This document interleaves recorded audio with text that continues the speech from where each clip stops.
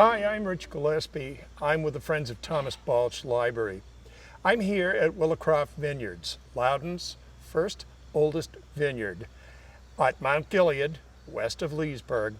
And I'm going to be talking with Lew Parker today, who is the first real vintner, the man who came across the challenge of wine grapes in Loudoun County and was able to do something about it.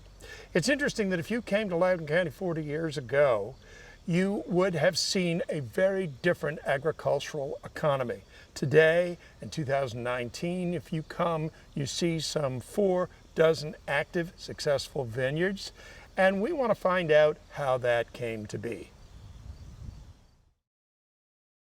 Hi, I'm Lew Parker. I'm the owner and winemaker at Willowcroft Farm Vineyards. This is Loudoun's oldest winery.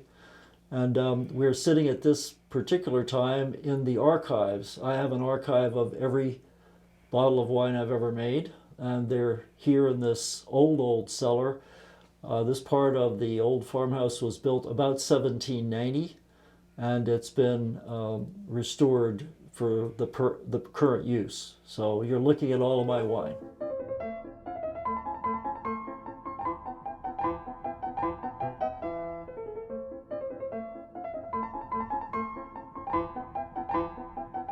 I was born in Washington, D.C. from a family which is very much centered in this region. As a matter of fact, my great-grandmother came from Loudoun County. But I was born and raised in a house. My mother was a hard-shell Methodist who signed the pledge, and alcohol was never served in my home, so I had no experience tasting wine or knowing anything about wine in my growing up years. It was all a new area of learning for me. I graduated from high school in Washington, D.C. and went off to Lehigh because I was intent on being an engineer. My father had been an engineer, and like so many young people, I followed the footsteps of my father. I enrolled in Lehigh as a civil engineer, and about halfway through my second year, I was building the Pike Island locks for the Draveau Corporation on the Ohio River. And there was mud up to my knees, and I decided that there had to be another way to make a living.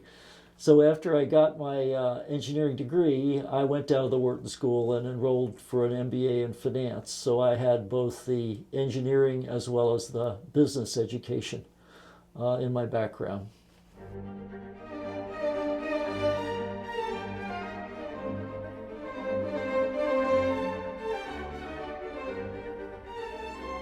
Well, I went to New York. I had the idea somehow that I could join science, engineering, and business, and I went to work for a mining company. So I spent a number of years in Manhattan and went to work for a big mining company, ended up in Chicago selling coal and industrial carbon, and went on from there to get into the medical business. I wanted to come home, and I took a job working for Baxter Travenol Laboratories in Silver Spring.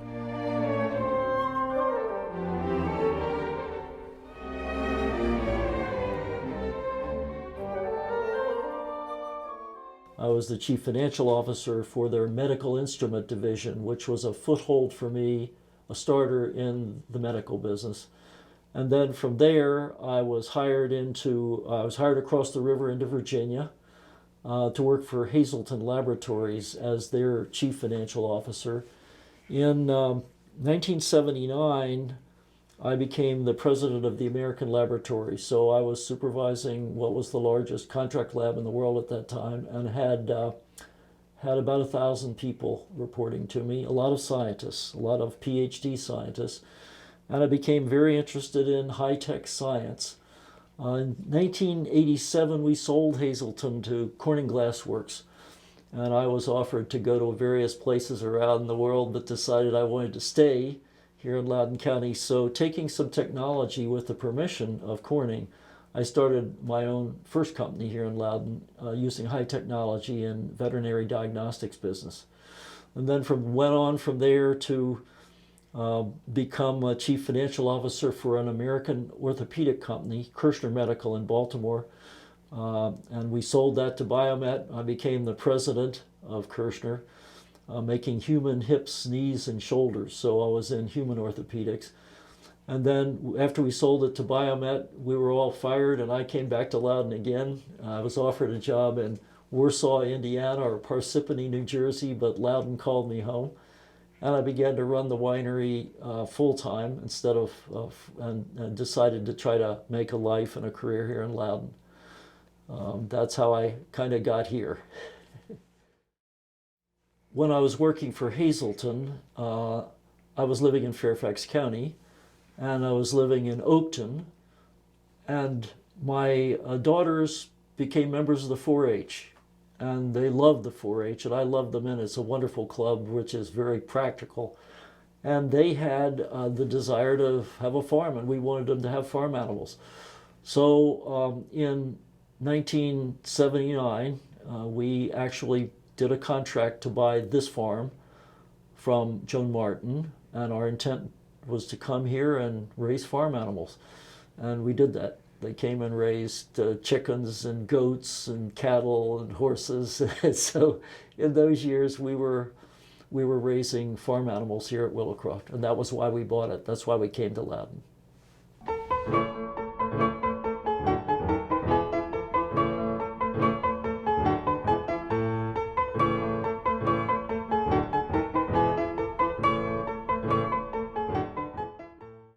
Became aware when I was running Hazleton of a change in the technology concerning growing grapes in Virginia and the Middle Atlantic states. It came about because a young man who was a financial analyst for me had done his MBA thesis at Darden on the possibility of growing high-quality wine grapes in Virginia. And he was hired away from me by the Zonin family. The Zonin family are the people that started Barbersville. And they are one of the world's large, high-volume wine producers. And so he was hired by them because they needed an American to sign the papers. They replaced him with an Italian within a few months. A wonderful guy named Gabriele Rossi. But they hired him, and I became aware that somebody that knew what they were doing in wine thought that it was possible to grow grapes in Virginia. And then there was another curious event that occurred in between the time I signed the contract to purchase Willowcroft and I actually closed the contract. The seller, Joan Martin, came and tried to buy it back from me. And the reason she did that, interestingly enough, was that her daughter had been married to an Italian who was in the wine business in Italy, and they were living in Italy at that time. And it was at a time in Italy when there was a lot of kidnapping. And her daughter was subjected to a kidnapping attempt, and she tried to buy Willowcroft back so that her son-in-law could come here to grow grapes. So I had two signals to me that people that knew grapes thought it might be possible. At the same time, I became aware of a very important change in technology that affected growing wine grapes all over America. Until a Russian, a Ukrainian actually, named Konstantin Frank, had emigrated into New York in the 50s and 60s, I believe, and he was a PhD plant pathologist, a grape grower from the Ukraine, and he spoke 5 languages, none of which was English, so of course he went to work as a cab driver in New York.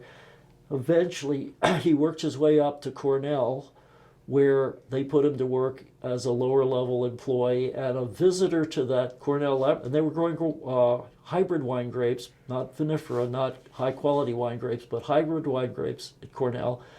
And he was visited by a French winemaker who French was one of the language. And Dr. Frank hypothesized correctly, as it turns out, that using the agricultural chemicals that were then available for other fruit crops, apples, peaches, plums, it would be possible to grow high-quality wine grapes of the vinifera variety in the eastern United States, and he was right.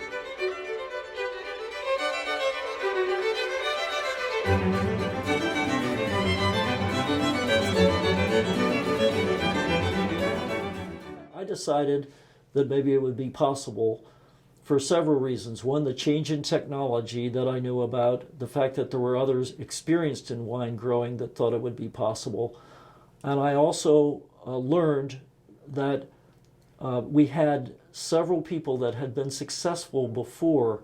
For example, Cis World down at Piedmont had done the first commercial planting of Chardonnay grapes in 1977, a few years before. So there was some evidence that this was possible. So I decided to do it. What else do you do on a high, rocky, small farm in Loudoun County? There's no profits in animals on that size farm. There's no profit. You can't grow soybeans. I decided I needed a high value crop, and grapevines were my choice. I called Dr. Frank and I said, I'm a young wine grower just getting started in Virginia. Would you send me some planting stock? And he said in his heavy Ukrainian accent, I wouldn't sell stock to you. You don't know what you're doing. And of course he was right. But, but eventually he relented and called me back and said he would sell me planting. It wasn't easy to get planting stock, grafted planting stock in those days. But I had gotten it, and I planted. I didn't know anything about where to plant or how to plant. I planted a nice vegetable garden with tomatoes, and I planted my first grapes in the garden with the tomatoes, thinking, okay, we'll see if this works. And within a year, they were all dead because I planted them in where they had used all the nitrogen fertilizer from the animals, and there was too much nitrogen, and they never hardened off for the winter, and they all died. So lesson number one.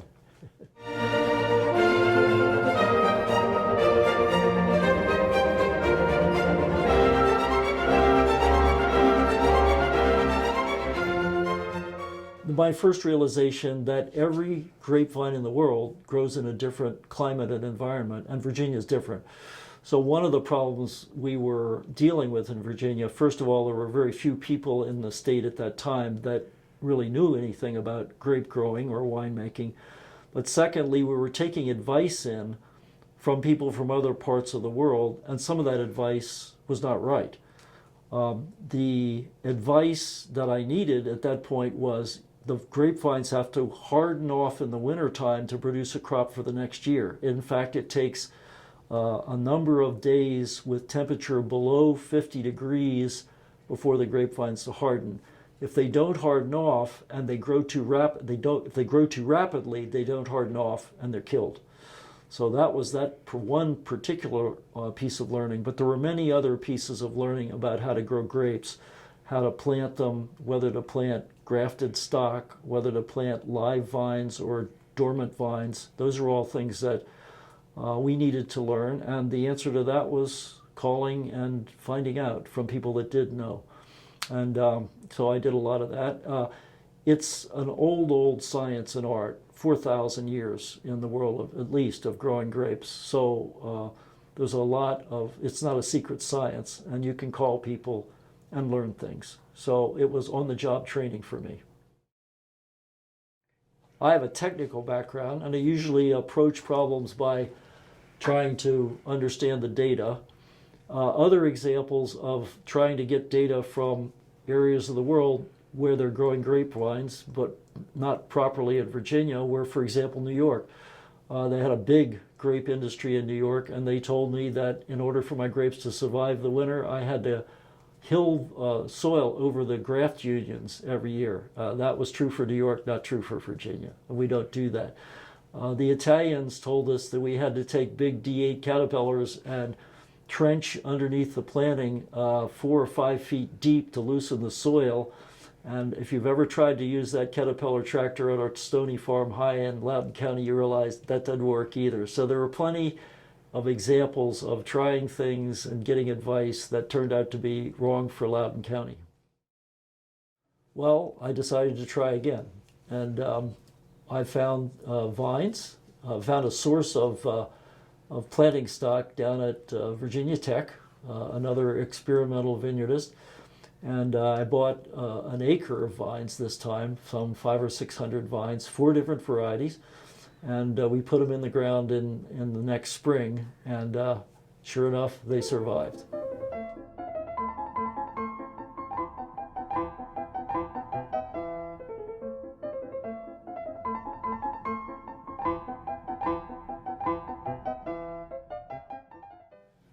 I was trying to have a profitable farm. That was my basic reason for choosing a high value crop. So of course I had to consider the commercial viability of the winery that I was headed for. And I did that by realizing that there was tremendous interest in this. And then secondly, we were sitting in a huge market. The Washington, D.C. metropolitan area for wine is one of the largest in the United States. So even if I built a moderate quantity of wine, I was likely to be able to find people that would buy it. So that was in my thought process. It's interesting to note that once my neighbors saw that I had successfully installed a vineyard on my property, all of them wanted me to install a vineyard on their property, because they also saw that this was a way to have a high value crop on a small piece of land. So today, in addition to my own vineyards here at Willowcroft, I'm operating on 3 neighboring properties down the road on long-term leases.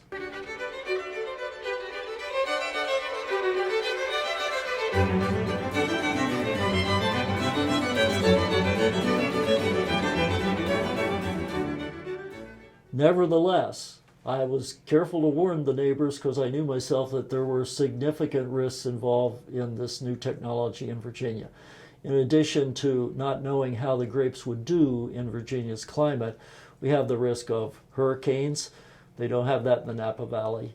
We have the risk of diseases that are indigenous in our local forests that we did not know how our grapes would be affected by them. The fungus diseases that we have are different. So there was a tremendous amount of agricultural and biological risk in these early plantings in Virginia.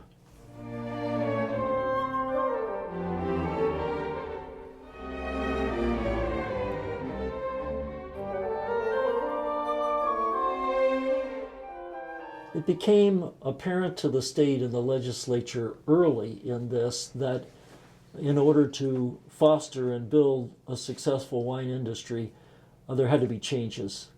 The principal changes that were needed had to do with distribution laws. The alcoholic beverage industry, since the repeal of Prohibition in 1933, has been subjected to the distribution systems that all the states put in, called the 3-tier system. And under those systems, it was impossible for a producer to sell to anyone except a licensed wholesaler, and only a licensed wholesaler could sell to a retailer, and only a retailer could sell to a consumer. So there were really 4 players in the marketplace, and they were constrained by law. It became obvious to the legislature that a small winery starting up in Loudoun County or anywhere in the state of Virginia could not survive financially if they had to abide by that complex 3-tier distribution system. So the first thing the state looked at was, how do you change that? And in 1980, they passed the Virginia Farm Winery Act. And what that essentially did was it said that if you have a Class A farm winery, you could be any of the players. So when they passed that act, I could take my bottle of wine down to a local restaurant and sell it where a wholesaler would be needed. I could sell to consumers in my tasting room. I could ship to consumers around the state if I wanted. I could do any of the roles that were otherwise constrained by the 3-tier system. And that had to change. The state also fairly early was willing to invest in the industry. They hired the state's first enologist, Bruce Socklin, a wonderfully highly trained enologist from California that came in 1986, I think, maybe in 1985. So fairly early, they realized that they had to do something to get the on-the-job training that I was doing behind the state and get some real professional help for winemaking.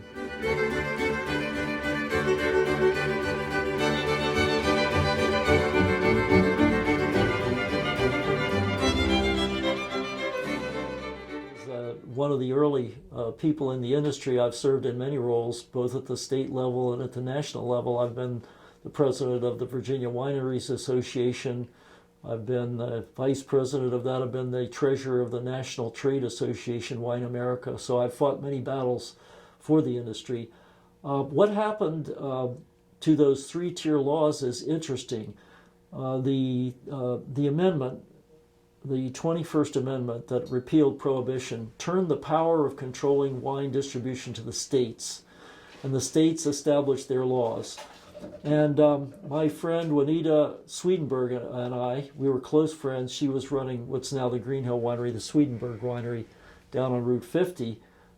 She got frustrated one day because she had a customer from New York who wanted the wine shipped to her, and of course she couldn't do that under the three-tier system. We were both frustrated by the laws, and it so happened that in her tasting room that day was the attorney from the Institute for Justice, Clint Bolick. Clint was one of the lead attorneys of that important group that fights for civil rights, and he said, "We'll take the case." And it went all the way to the Supreme Court, and Swedenberg versus Kelly. Kelly was the commissioner of the New York Wine ABC, and she won the case. And then all those laws had to change, and we've been fighting about them ever since. Virginia's laws changed. We lost our right to self-distribution for 2 years, which was devastating to us and all the wineries of Virginia. And then the state came back and tried to resurrect a work around their own legislation and put in the Virginia Wine Distribution Corporation, and all very complex, still being fought over today what wine distribution laws should be and are. And it's frankly got implications for the way we're going to handle other substances. Same kind of questions.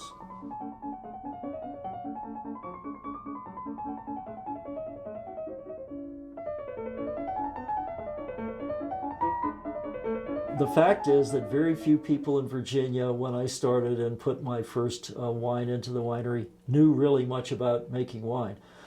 We didn't have nobody who was an experienced winemaker from the University of California, Davis, or from Geisenheim or Bordeaux was here.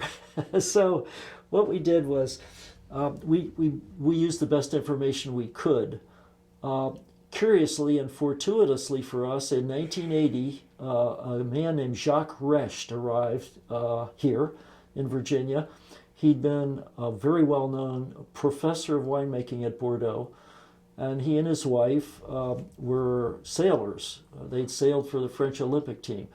They retired, and they came to the Chesapeake Bay because he'd read James Michener's Chesapeake. And when he got here, he found there was a small winery here, Ingleside, Plantation Vineyards down on the northern neck, and he stayed for the rest of his life. He gave courses to us. So he really was the first person that was really knowledgeable about winemaking, and he came and gave courses to all of us here in Virginia. I remember going to his courses out at the 4-H Center. And then other things, of course. As he came on, then the state hired the professionally knowledgeous Bruce Auckland, as I've mentioned. And so between Bruce Auckland and the technical literature and the few people that were here that knew something about winemaking, the knowledge began to build very rapidly. For that first year in which I made wine, I hired a guy who now is one of Virginia's most famous winemakers, Jim Law. And really, when you look at it historically, Jim didn't know much more about winemaking than I did, but he knew more. So he came here for the first 2 years during the crush and actually helped me work my way through those early years. The 1984 Riesling that I grew won a medal, and it was very encouraging. So that kind of kept me going with my curiosity for how to do it and how to do it right.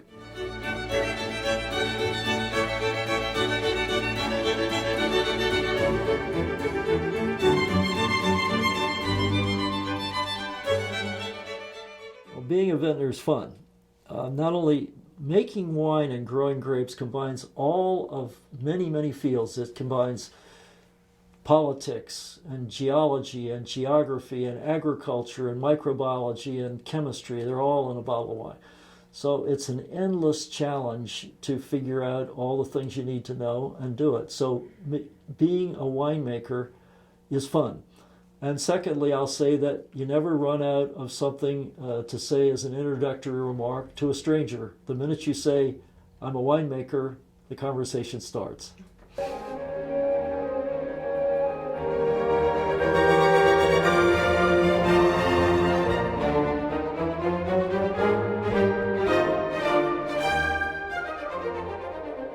What's led to such a large growth here? I was the first, and now we have over 50 wineries in Loudoun County. The fifth in Virginia, I think, and we've now got over 300.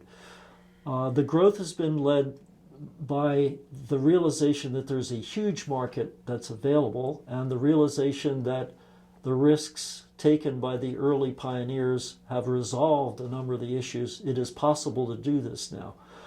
There are a number of different philosophies of business or business plans here in Loudoun. My philosophy has always been stay small, make high quality wine, and sell it out locally. I've not wanted to have entertainment events at Willowcroft, but there are others that have different philosophies. As you know, there are some much larger wineries that are very much into the tourist aspect of winemaking and vineyards, and that's been a driver for growth in the industry. Those wineries that wanted to have events, mini weddings, dog shows, whatever, they're pursuing a different business philosophy. A good philosophy for profit. I'm not criticizing it, but it's not my philosophy. My philosophy has been to focus on wine and wine technology and stay away from the entertainment business.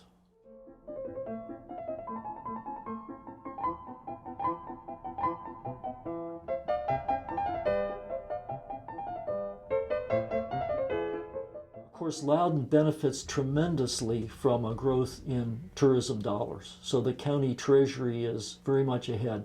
The other way in which the wine industry benefits Loudoun is it protects rural land. As the AR3 zoning in western Loudoun that I came in with, we started with, resulted in many, many houses and probably many more to come. But with 3 acres of land, you can mow grass or you can grow grapes. So Loudoun County's benefited both from land use protection and also a tremendous increase in tourism.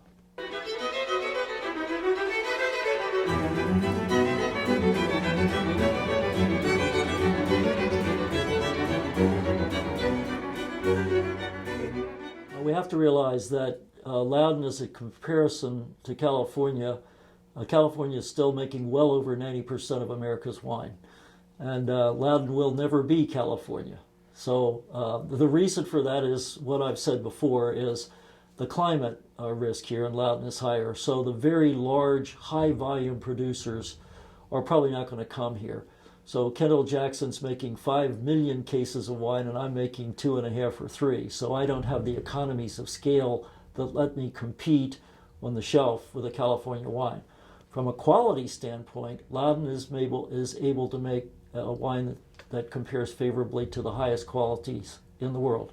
We've got medals here, over 300 at Willowcroft from California's big competitions, double gold from the San Francisco Chronicle competition this last year, gold medals from the Pacific Rim International. So we're not taking second place in terms of quality, but the risks are high, which means that large volume producers are not attracted here and probably never will be.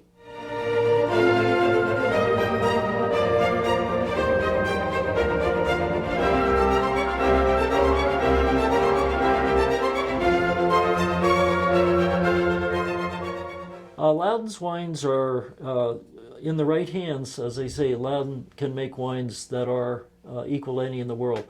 Every area in the world has a different climate and makes a different wine. So, for example, a Chardonnay made in the Napa Valley is going to taste different than a Chardonnay made in the Burgundy area of France or than Loudoun County. I think there are some varieties that we can make to a standard that is the highest. And we're always doing experimentation here with the state has a viticultural laboratory over here run by a wonderful viticulturist, Professor Tony Wolf. They're always doing work to try to find what the best varieties are for Loudoun. The progression of that work, along with the knowledge of how to make wine, I think will continue to propel Loudoun's wines to very high levels of acceptance in the future. I don't think that we're going to overcome our cost of production problem. The areas of the world in which just growing grapes, because of the costs, the land costs, the labor costs, and so forth, are much lower, are going to provide a high level of competition for Loudoun wines, as they do today. And I believe that's probably going to limit Loudoun's wine industry to an industry that's largely tourist-based in the future. Where we're going with Willowcroft, well, we're not sure. My wife and Sharon and I love to live here. I'd like to keep Loudoun's first winery going as long as I can. So I'm looking for future alternatives that will sustain us profitably with positive cash flow, one of my objectives for the future, and we're working on that.